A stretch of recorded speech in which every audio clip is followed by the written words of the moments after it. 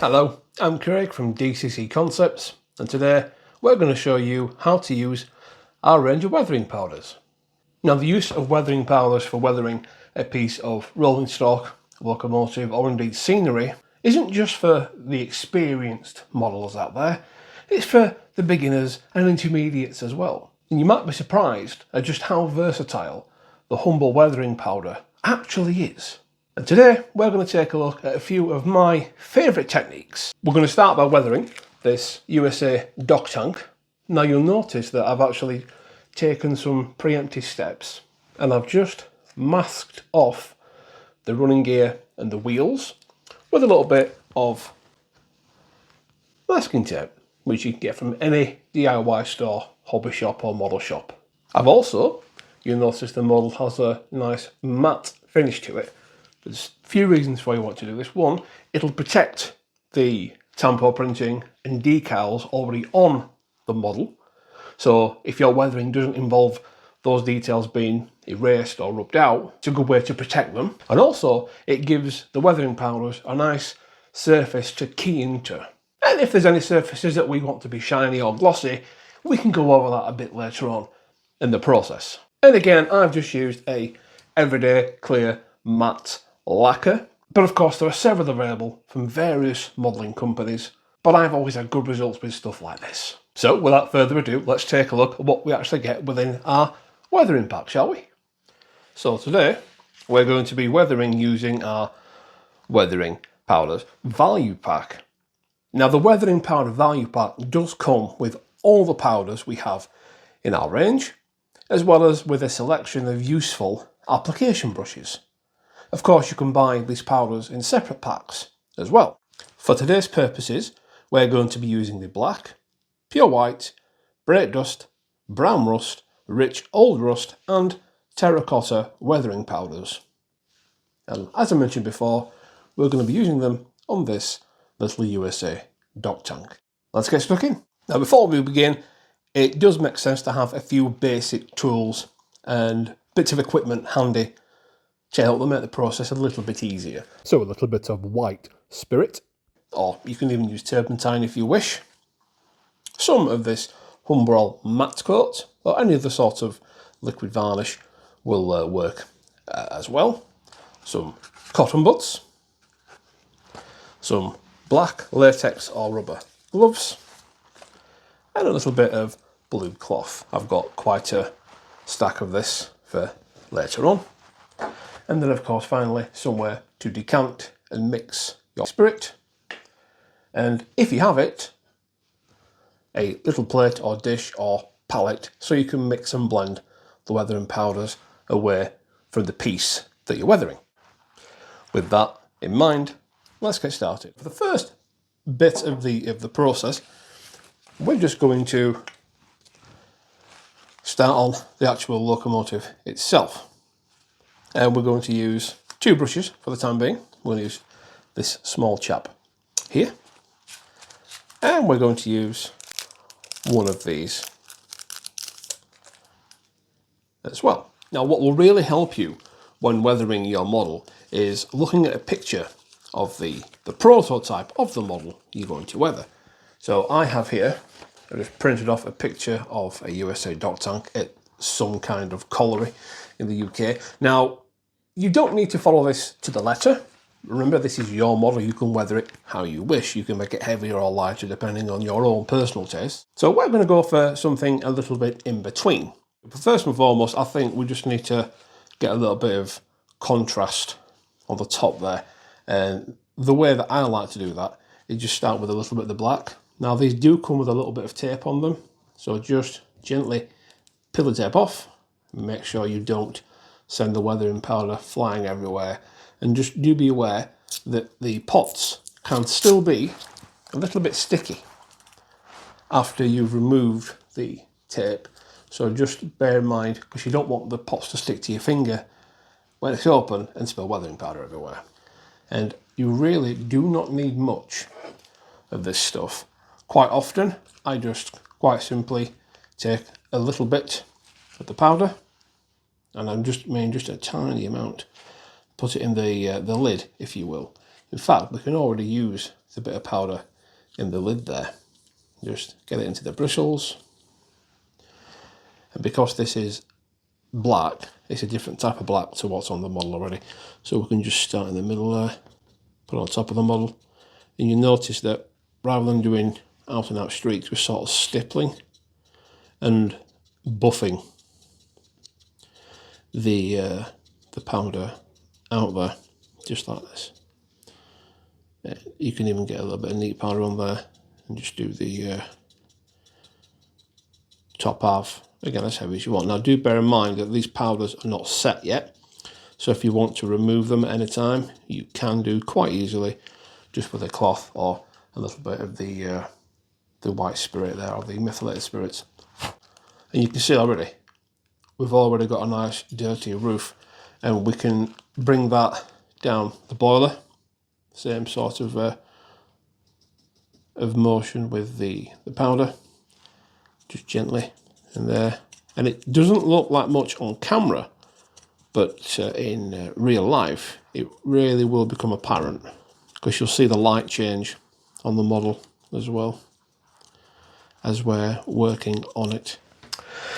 And as mentioned before, we can blend the powders together on a little palette away from the piece, and we want more of a smoky grey colour. Now there is a grey we can use, but I want to show you how to blend first of all the powders together when they're dry, and then of course later on when they're wet as well. We start with a little bit of the white and then a little bit of the black, blend them together. And you can even blend on the piece as well if you want. And again, you don't need too much of this stuff. If you think you've got too much powder on, just put a little bit on that paper. You can see the brush is slightly white and grey now, and then it's just a case of applying it gently over the top just to bring out that detail a bit more.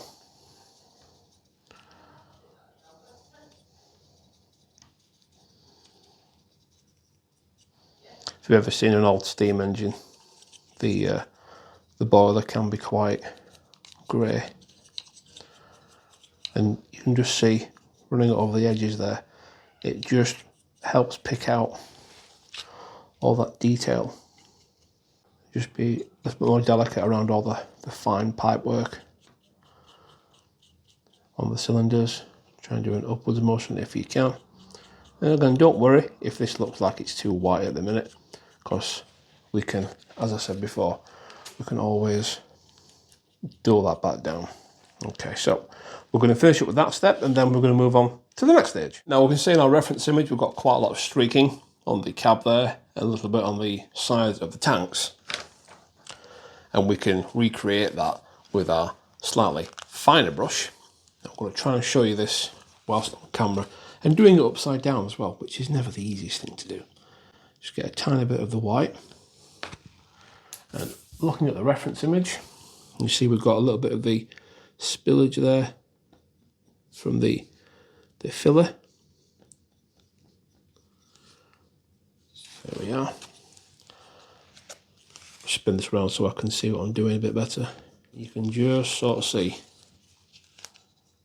the effect it's starting to have. We can see a little bit over there. And with powders, do remember when you seal them at the end there, they will become less less pronounced, if you will. To the other side.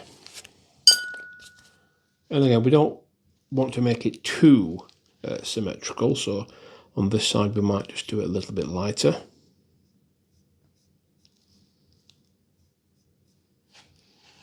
But you still want to give the impression of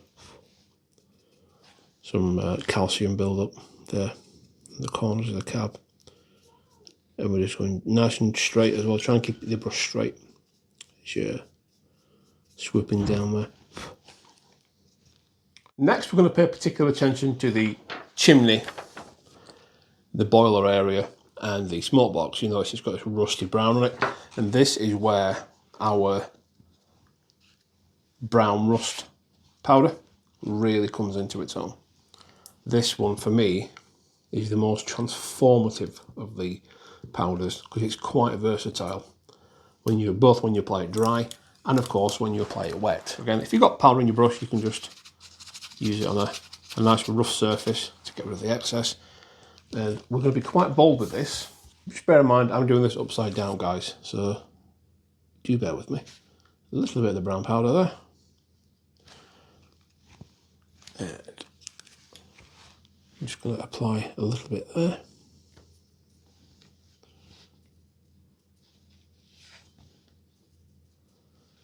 And if you find that the brush you're using is too big to get into a certain area, that's fine.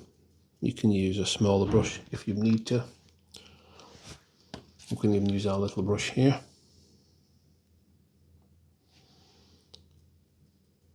Just to get into the nooks and the crannies, if you will. And again, you notice we're more stippling rather than outright brushing. So we can see here, that's what we've accomplished. If you look at the picture of the locomotive, you'll see we're not far off the mark. Now, again, the chap that I'm weathering this for doesn't want it going too crazy, so I probably won't do too much more on that. But what if we do want some really heavy rust? Well, this is where the matte coat comes into play. Now you can use this neat, or you can water it down a little bit if you wish. Try and get a second brush for this as well. Try to have a wet brush and a dry brush if you can. And I am just going to get a little bit on my brush there. Put it onto our little palette. Make sure the brush that we're using it with isn't saturated, but it wants to be just slightly sticky. And if we look at the cylinders, there's quite a lot of rust there at the front. So what I'm going to do is just put a little bit of the matte coat on the front of the cylinders. You see it just sort of makes the cylinder look slightly sticky. You see there? It's not wet, but it's not dry, it's slightly sticky. Then you take your brown rust, and when you dab it in this time, you'll notice that the effect is a lot starker. See that? And this will actually also hold the weathering powder in place as well. And it gives something that no airbrush will ever give you, and that's texture. And of course, if you want to add some more colour to it, we've got rich old rust, which there is a little bit of. And again, these are just colour names. It's not actually necessarily indicative of rich old rust, but that's just what it kind of looks like. And we can have the same there. So we've got a little bit of the stuff there. And you can see, look, because I've got powder already in the brush, it turns it into a little paint. That's fine. Don't worry about that for now. And I think we're going to just a little bit, just to the seam there, a little bit to the seam. Get our rich old rust, and then just apply. And a little bit up there as well. And again, if you have a finer brush like I do at home, doing this delicate stuff is a lot easier. And if you're concerned that the effect is too stark, you can get your old brush from before and just like that. And as you can see, it really tones it down. Now, that is essentially it, folks. I'm going to keep using the same techniques as you've just seen now. I'm going to keep the camera rolling so you can see it done in sped up time. Hopefully you'll see the model come to life before your eyes, and then you can have a look at the finished product.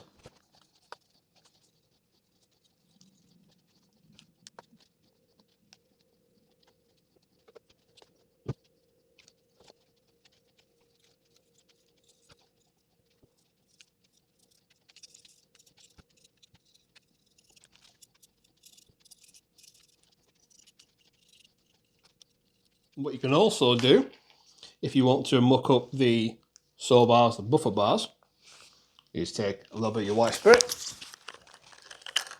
decant that into a tub, so your methylated spirit, should I say, and then take another brush Let's get a little bit of the meths here, mix it with a little bit of the neat